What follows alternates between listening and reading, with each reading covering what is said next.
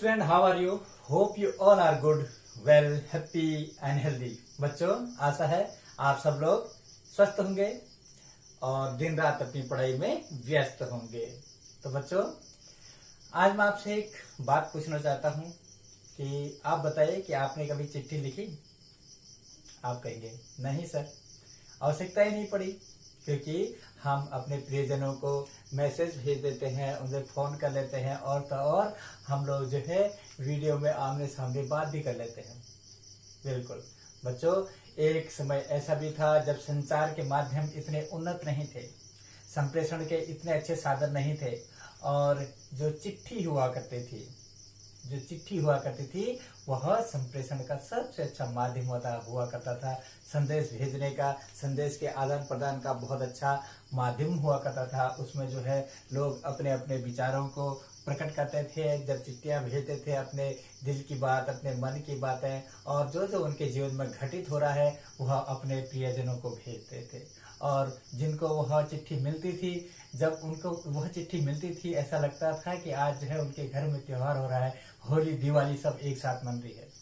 मुझे याद है, हम लोग बहुत गांव में रहते थे, वहां पर जब हमारे पिताजी का पत्र आता था तो उस पत्र को पढ़ने के लिए, क्योंकि हम लोग बहुत छोटे थे और जो घर में दादी थी और दादी उनको पढ़ना नहीं आता था, तो वह जो पढ़ने के लिए जो हमारे गांव में प्राइमरी में एक अध्यापक हुआ करते थे, उनके पास पढ़ने के चिट्ठी पढ़वाने के लिए जाते थे। और वह उस चिट्ठी को जब पढ़ते थे, सब लोग वहाँ उस चिट्ठी को सुनने के लिए जाते थे। और उसमें जो है पिताजी जो जो चीज़ें लिखे रहते थे कि कब वो आएंगे और क्या क्या हो रहा है, कब तक आएंगे, और सबका हाल वह पूछते थे। और फिर हम उन जो वहाँ पर प्राइमरी में शिक्षक थे, उनके माध्यम से हम चिट्ठी लिखवाते थे और फिर डाक में भेजने के लिए जाते थे। वह एक ऐसा दौर था, जब चिट्ठी आती थी तो ऐसा लगता था कि वह जो हमारा अपना है वह स्वयं खुद आया हुआ है। और चिट्ठी में जब लिखते थे तो लोग अपने जो है हृदय को निकाल के उस चिट्ठी पर रख देते थे, अपने कलेजे को निकाल के रख देते थे, और पढ़ने वाला इतना मंत्र, इतना मुग्ध भाव से पढ़ता था कि उसमें आनंदित हो जाता था और उसी पत्र में खो जाता था। और कई बार जैसे आपने देखा होगा, जब फौजियों के जो गाने हैं उनमें चिट्ठी आई है, क्योंकि वह जो है बॉर्डर पर होते हैं, घर वालों से संपर्क नहीं होता था। यदि एक चिट्ठी जाती थी तो वह जो है उस चिट्ठी को अपने पास रखते थे, उस चिट्ठी को बार बार चुनते थे। उन्हें लगता था कि कोई अपना जो प्रिय है वह जो है इस चिट्ठी में ही समाहित है। वह बहुत एक ऐसा समय था जब जो है चिट्ठियां बहुत महत्वपूर्ण हुआ करती थी। तो बच्चों, आज हम पढ़ेंगे चिट्ठी का सफर के बारे में, और मैं आपको कई सारी चीजें इसके माध्यम से बताऊंगा। अपने जीवन में जो मेरा अनुभव था और जो मैंने देखा था, उसको भी आप लोगों के साथ साझा करूंगा। आप लोग इस वीडियो को बिल्कुल ध्यान से देखिएगा। बच्चों, सबसे पहले इस चिट्ठी का सफर में जो ये पाठ आपका पाठ है चिट्ठी का सफर, आज हम इसमें पहला भाग पढ़ेंगे। पहले भाग में हम पढ़ेंगे इसमें जो आए हुए जो शब्द हैं, कठिन शब्द, उनको हम लिखना और पढ़ना, यानी कि उनका सही उच्चारण करना सीखेंगे। दूसरा, जो कठिन शब्द हैं उनके हम अर्थ समझेंगे। किसी भी पाठ को समझने के लिए शब्दों के अर्थ समझना बहुत जरूरी है। वह जो है पहली प्राथमिकता है कि किसी भी पाठ को पढ़ने से पहले उसमें आए हुए जो कठिन शब्द हैं उनका अर्थ हमें आना ही चाहिए।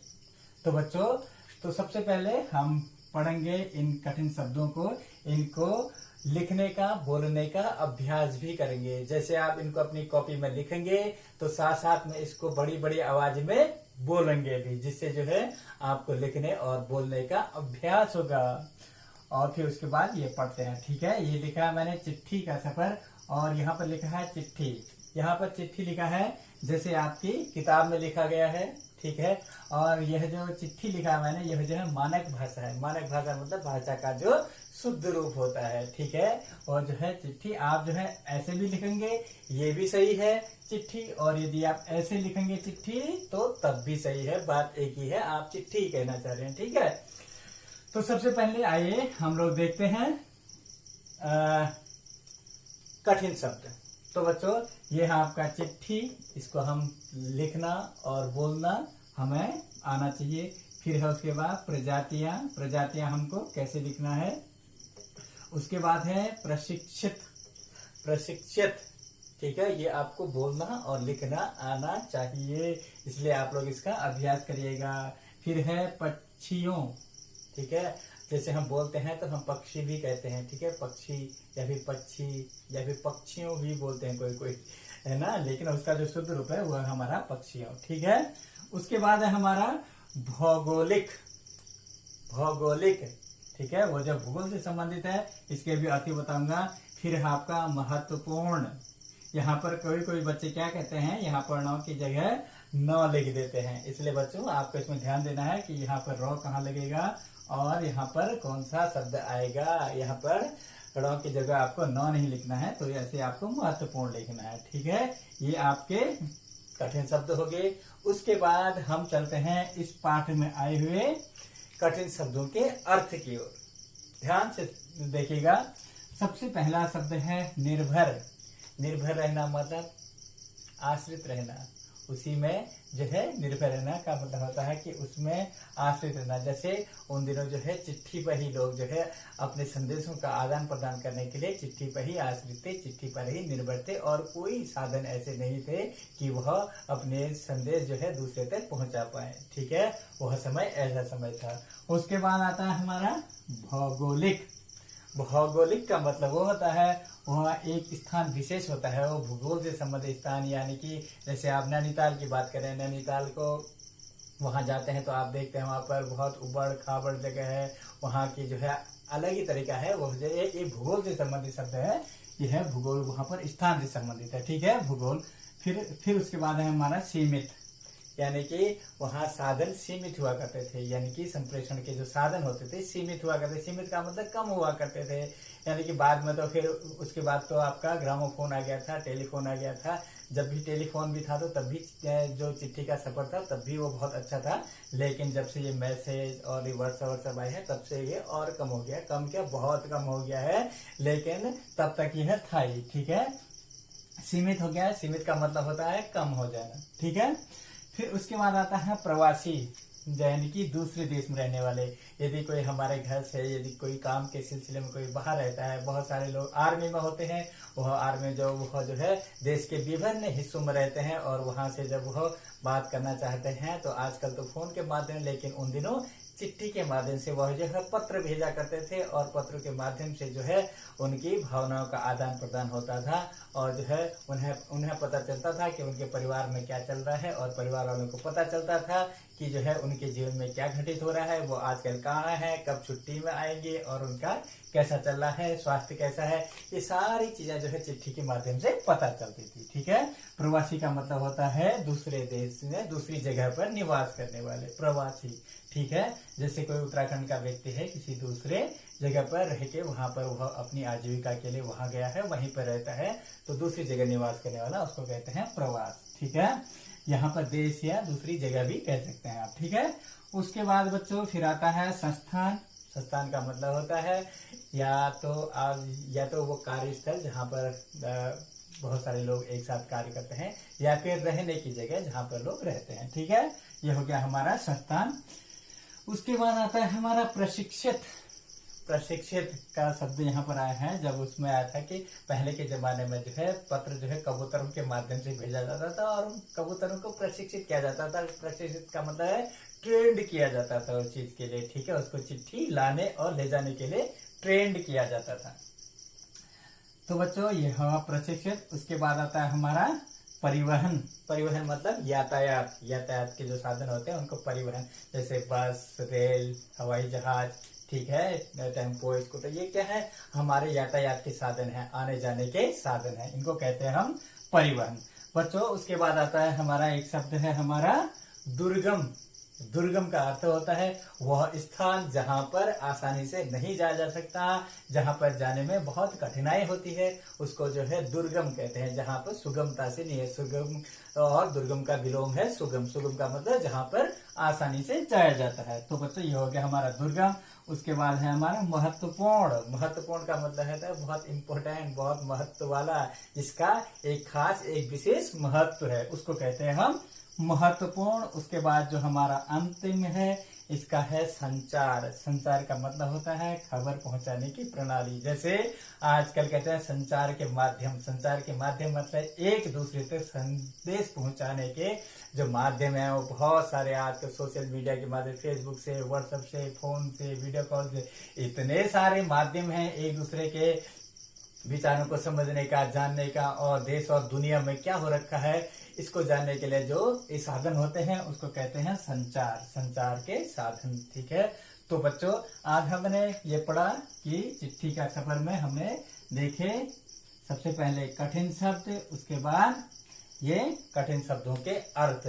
अब बच्चों उसके बाद हम एक चिट्ठी पढ़ते हैं और फिर उस चिट्ठी के बाद हम जो है आज का ये पाठ जो है पूर्ण करेंगे, और अगले भाग में मैं इस पाठ को आपको बिल्कुल अच्छे से समझाऊंगा। आप लोग उसके लिए तैयार रहिएगा। ठीक है, तो देखते हैं अब चिट्ठी को। तो बच्चों यह एक पत्र है। देखिए, आपको जब इस पत्र को पढ़ेंगे तो आपको समझ में आ जाएगा कि वह जो है पत्र को कैसे लिखा जाता था और वह कैसे कैसे लिखते थे। बहुत सारे पत्रों के जैसे नमूने पहले के जमाने में जो लोग पत्र भेजते थे उन पत्रों का संकलन भी करते थे। जैसे जो है जो जवाहरलाल नेहरू जी ने अपनी बेटी इंदिरा गांधी जी को जो पत्र लिखे थे उन पत्रों का संकलन किया और जो है फिर उनको बाद में प्रकाशित किया पिता के पत्र पुत्री के नाम। ऐसे ही आप देखा होगा अब्राहम लिंकन का पत्र जो है उनके बेटे के शिक्षक के लिए जो उनने लिखा था वह कितना महत्वपूर्ण पत्र है। आपने उसको पढ़ा भी होगा, हमारे स्कूलों में वह लगा हुआ रहता है। तो बच्चों अब हम पढ़ते हैं ये पत्र। देखिए, एक पत्र है जो कहाँ से लिखा गया है। यह है बफलो न्यूयॉर्क 10 मार्च 1995 को लिखा गया है। और किसके लिए लिखा गया है? नित्या के लिए लिखा गया है। और लिखने वाले कौन है? नरेंद्र नाथ है। नरेंद्र नाथ जो है नित्या नाम की एक है लड़की, उसके लिए लिखते हैं। देखिए क्या लिखते हैं। प्रिय नित्या, तुम्हारा 17 जनवरी का पत्र मिला। यानी कि जो उनको पत्र मिला, जो उनको नित्या ने उनको लिखा था, पत्र मिला। तुम प्रतियोगिताओं में भाग ले रही हो, ये पढ़कर बड़ा अच्छा लगा। वो कहते हैं कि तुम्हारा जब पत्र मिला और तुमने उसमें लिखा था कि तुम जो है स्कूल की अपनी प्रतियोगिताओं में भाग ले रहे हो, यह सुन के मुझे बहुत अच्छा लगा। लेकिन एक बात ध्यान में रखना, जीतने का घमंड से बचना और प्रथम न आने पर मन छोटा मत करना। वह जो है उनको सलाह दे रहे हैं, वह अपने जो है वह समझा रहे हैं, सलाह दे रहे हैं कि बच्चे आपने जो प्रतियोगिता में भाग लिया है, यदि जीत जाओगे तो जीतने पर घमंड मत करना। ठीक है, हमेशा जमीन से जुड़े हुए रहना, घमंड मत करना। और यदि हार गई तो अपना मन छोटा मत करना, यानी कि निराश मत होना। जीत महत्वपूर्ण है, लेकिन अपनी पूरी क्षमता से प्रतियोगिता में भाग लेना भी अपने आप में एक उपलब्धि है। वह कहते हैं कि जीत महत्वपूर्ण है। यदि आप किसी प्रतियोगिता में भाग लेते हैं तो उसमें जीतने के लिए आपको हर संभव प्रयास करने चाहिए। यदि आपने प्रयास किया और उसमें आपको सफलता नहीं मिली तो उसमें आपको मन को छोटा नहीं करना है, आपको निराश नहीं होना है। अपनी पूरी क्षमता से प्रतियोगिता में भाग लेना भी अपने आप में एक उपलब्धि है। जब आप अपना 100% देते हैं, अपनी पूरी क्षमता के साथ प्रतियोगिता में भाग लेते हैं, वह भी अपने आप में कहते हैं एक उपलब्धि है। अब देखिए आगे, तुमने सेंट्स एवं डॉलर की फरमाइश की है। सेंट्स एवं डॉलर ये क्या होते हैं? ये जो है अमेरिकी मुद्रा है। ठीक है, डॉलर की फरमाइश की है। जरूर लाऊंगा, लेकिन मेरा ख्याल है कि घर में अमेरिकी सिक्के तथा नोट होने चाहिए। और जो आपने यह मंगा रखे हैं, मैं यह जरूर लाऊंगा, क्योंकि हमारे घर में जो अमेरिकी सिक्के और नोट जरूर होने चाहिए। ठीक है, अस्मी का दाखिला तुम्हारे स्कूल में हो गया है, ये अच्छा हुआ। अस्मी कोई लड़की होगी, वो कहते हैं कि उसका दाखिला भी तुम्हारे स्कूल में हो गया है, ये बहुत अच्छा हुआ। अब तुम्हें एक दूसरे से भिड़ंत और स्नेह का आदान प्रदान करने के लिए शाम का इंतजार नहीं करना पड़ेगा। यानी कि अब जो तुम्हारी छोटी बहन अस्मी है वो भी अब तुम्हारे स्कूल में पढ़ने लगी है। अब तुम्हें लड़ाई झगड़ा करने के लिए यहाँ पर जो है उन्होंने अपने बच्चे के साथ मजाक की है कि तुम जो है दिन भर लड़ते रहती हो, अब तुम्हें लड़ने के लिए शाम तक का इंतजार नहीं करना पड़ेगा। अब तुम्हारे स्कूल में उसका दाखिला हो गया है, अब तुम जब चाहो तब लड़ सकती हो। ठीक है, शाम का इंतजार नहीं करना पड़ेगा। अस्मिता का अंग्रेजी लहजे में बोलने का शौक बुरा नहीं। फिर वह कहते हैं कि जो अस्मिता है उसका जो है अंग्रेजी जो लहजा होता है, जो अंग्रेजी में आप एक्सेंट कहते हैं, उसमें उसका जो बोलने का जो शौक है वह बिल्कुल भी बुरा नहीं है, वो बुरा नहीं है। बस एहतियात ये रखो कि हिंदी बोलो तो हिंदी, अंग्रेजी बोलो तो अंग्रेजी। और कहते हैं कि इस चीज का ध्यान रखो कि यदि आप किसी समय हिंदी बोल रहे हो तो बिल्कुल हिंदी बोलिए, और यदि अंग्रेजी बोल रहे हैं तो अंग्रेजी बोल रहे हैं, यानी कि मिला जुला एक शब्द हिंदी का बोल दिया, एक शब्द अंग्रेजी का बोल दिया, तो उसको आप खिचड़ी मत बनाइएगा, ठीक है। तो देखिए क्या कहते हैं, अंग्रेजी बोलो तो अंग्रेजी। हर वाक्य में दो भाषाओं की खिचड़ी अधकचरेपन की निशानी है। वो कहते हैं कि हर बात में जो है दो भाषाओं की खिचड़ी जो है अधकचरेपन, यानी कि वह जो है बिल्कुल भी अच्छा नहीं लगता, वह एक कचरा। न तो आप अंग्रेजी ही बोल पाते हैं, न फिर हिंदी बोल पाते हैं, इससे जो है आपकी भाषा जो है खराब हो जाते हैं। इसलिए यदि आप कभी हिंदी बोले हैं तो बिल्कुल शुद्ध हिंदी बोलिए, और यदि आप अंग्रेजी बोल रहे हैं तो ज्यादा से ज्यादा अंग्रेजी का ही प्रयोग कीजिए, ठीक है। और उसको खिचड़ी मत बनाइए कि एक शब्द हिंदी बोला, एक शब्द अंग्रेजी बोल दिया, ठीक है। हर वाक्य में दो भाषाओं की खिचड़ी कचरेपन की निशानी है, सिर्फ यदा कदा तालमेल होना चाहिए। कहते हैं कि हाँ कभी कभी तो ठीक है, जो तालमेल होना चाहिए हिंदी के साथ अंग्रेजी, लेकिन जो है हमेशा जो है ऐसा नहीं करना चाहिए। यहाँ बर्फ पिघल गई है, बसंत आने को है, बसंत के स्वागत में कौन सा राग गाते हैं, मैं नहीं जानता, अस्मिता को आशीर्वाद। और वो कहते हैं कि जो जहां मैं रह रहा हूं वहां पर जो है बर्फ पिघल गई है, और वहां पर बसंत ऋतु आने को है। और फिर वो हमसे कहते हैं कि बसंत के स्वागत में कौन सा राग गाते हैं, मैं तो नहीं जानता, लेकिन वह थोड़ा सा मजाक कर रहे हैं उनके साथ कि कौन सा राग गाते हैं, मुझे नहीं पता। शायद वो राग गाती होंगी जिनके लिए वो पत्र लिख रहे हैं, तो शायद उनसे कह रहे हैं कि ये कौन सा राग गाते हैं, मुझे तो नहीं पता, शायद तुम बता सको, लेकिन अस्मिता को आशीर्वाद, क्योंकि वह जो छोटी जो अस्मिता है उसको मेरी ओर से आशीर्वाद। और फिर यहाँ पर देखते हैं सहिष्णु नरेंद्र नाथ। तो बच्चों यह एक पत्र है।